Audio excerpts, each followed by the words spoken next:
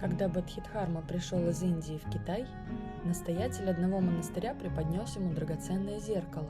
Подержав его в руках, Бодхидхарма уронил зеркало на пол, и оно разлетелось на десятки осколков. Побледневший настоятель спросил, зачем учитель разбил столь бесценную вещь. «Каждый осколок все еще зеркало», — ответил он. «Прежде оно было совершенно, но мертво, теперь же разбито и живет». Настоятель велел не убирать осколки, чтобы каждый входящий видел, что даже разбитое может быть целым.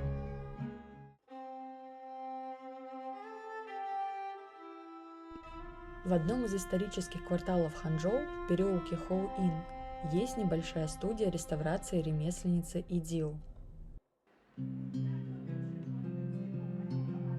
Много лет назад, в поисках своего истинного пути, Идиу начала изучать кинцуги, древнее искусство, появившееся в Японии в 15 веке и ставшее позже частью глубокой философии ваби-саби – принятия несовершенства, непостоянства и времени. Кинцуги – это не просто навык реставрации, но особое отношение к жизни. В невидимой глазу толще материала безмолвное и упорное самосовершенствование мастера, не допускающее спешки и суеты. Процесс реставрации изделий может занимать от 1,5 месяцев до полугода и начинается с очистки излома, а после 7 последовательных шагов завершается нанесением золота. Материалом служит природный лак уруси, пшеничная и древесная мука, порошок из черепицы, чистое золото или серебро. Поэтому после каждого нанесения изделие должно сохнуть от 5 до 7 дней.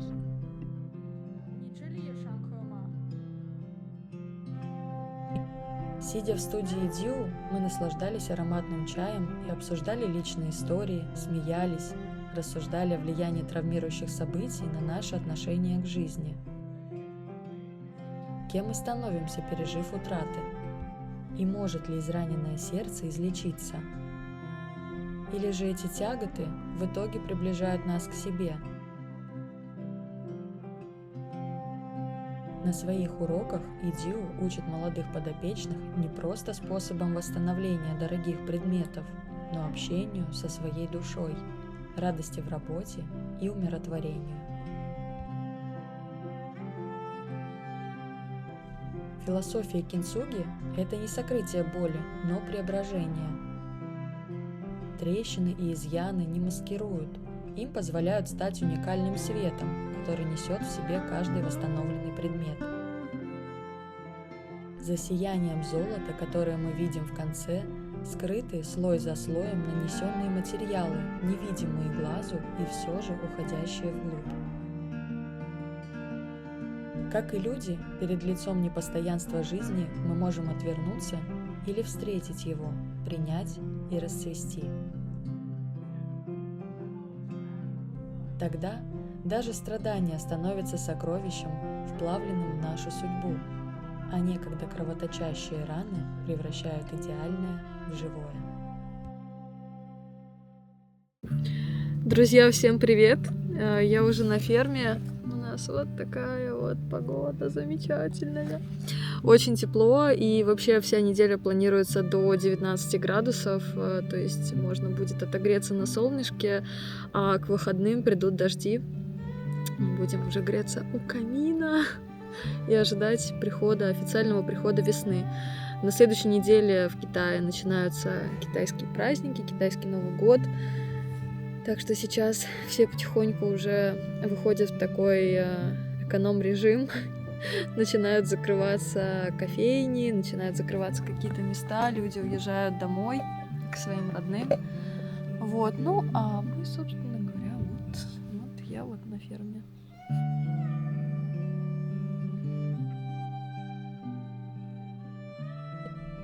Греясь на солнце после вдохновляющей встречи с Идиу, я все еще прокручивала утренний разговор. В современном мире мы все больше углубляемся в изучение себя и находим новые и новые способы исцеления. Психология, духовные ретриты, паломничество, телесные практики. погоне за лекарством мы чаще всего ищем место спасения и укрытия от собственных переживаний, забывая, что они, как и все другое, часть нашей сути. Персидский поэт Руми говорил так: «Рана – это место, через которое в тебя входит свет». Мы привыкли думать, что здоровое сердце – это целое сердце, но сердце, ни разу не разбившееся, ни разу не любило. Так сколько же света способно оно впустить, не рассыпавшись в ладонях перед лицом очередных испытаний? Как сохранить в себе силы, чтобы вновь осторожно склеить то, что когда-то разбилось? Я сейчас иду в сад, надеваю свои перчаточки, где они? Такие вот желтые перчатки. И иду, собственно говоря, заниматься садом. Потому как эти дни у нас планируются очень теплые. Будет где-то до 30 градусов. Красота. В общем, сейчас я иду в сад, так как погода у нас потрясающая. Нельзя ее упускать. После зимы осталось выкорчевать ряд овощей, которые мы уже либо съели, либо они, к сожалению, не выжили во время зимы. Вот, поэтому идем заниматься грядками. Буду все рассказывать и показывать. Вот у меня вот такой есть четвероногий помощник. Да, Бэйвэй, ты тоже пойдешь заниматься садом? Ну, малыш.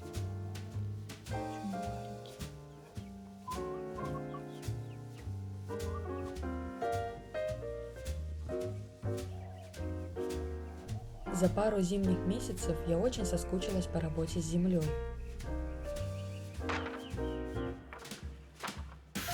Вот это все мы сейчас будем выкорчевывать. Вот это мы уже съели, здесь можно заметить, уже нет початков.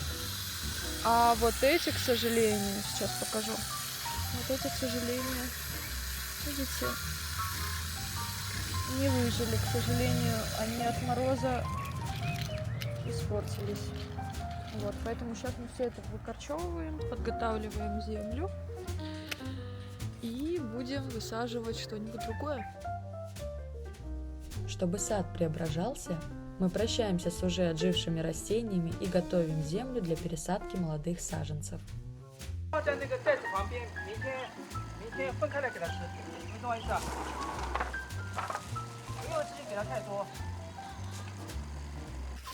Хочу сейчас дать сколько наших курочек драгоценных. Типа. Вот так они дружненько сейчас все это слопают. Пока я тут занималась грядками, у нас полным ходом идет ремонт в нашем кафе. Человек работает.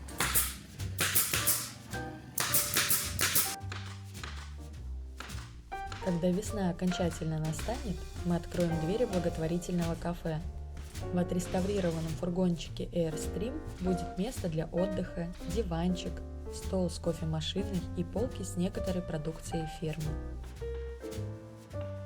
Смотрите, оставила я пока только одно растение вот из всех, так как у него есть вот такие листочки. Видите? Оно еще может вырасти, поэтому мы дадим ему шанс и посмотрим. В этом году взошло много саженцев китайской капусты. Сейчас они окрепли, и чтобы продолжали расти дальше, я выбрала им новое место. Я посадила вот такие вот зелененькие, красивенькие овощи. У нас просто очень много осталось маленьких саженцев, и вот они чуть-чуть уже подросли, и я решила их пересадить в свеженькую землю.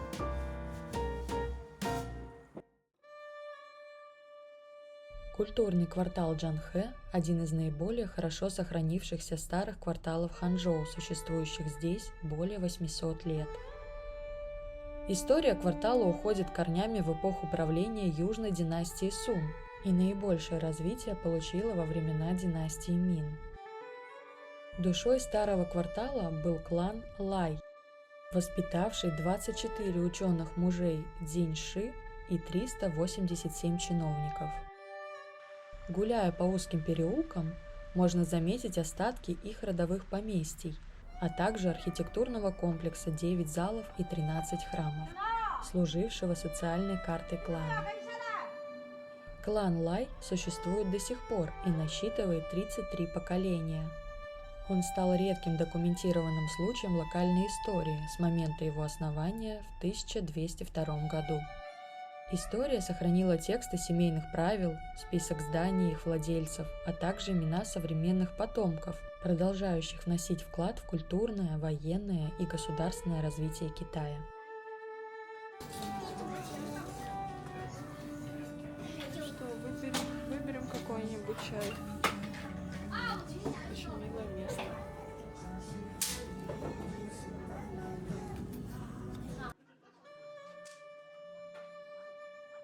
Современный квартал сочетает в себе историю и новые веяния, а по разные стороны каналов располагаются уютные кафе, рестораны и чайные. Смотрите, что мне подарили. Мне подарили стикеры для моего дневника. Это просто подарок века. Класс. Так что я сейчас забираю стикеры и забираю вот такую красивую матчу. И иду гулять. Вечером местные жители собираются поиграть в даодиджу, гуандань, паодекуай и другие карточные игры. Мне же посчастливилось случайно познакомиться с владелицей чайной лавки Джоу Идзюнь. Лавка Шань-и-Шань и прилегающая к ней чайная находится в одном из исторических зданий, сочетая традиционную эстетику с современным минимализмом. Мы наслаждались богатым вкусом чая Дахунпао и говорили о сходствах и различиях в культурах наших стран. Такие удивительные встречи все больше соединяют меня с историей города и дают ощущение дома.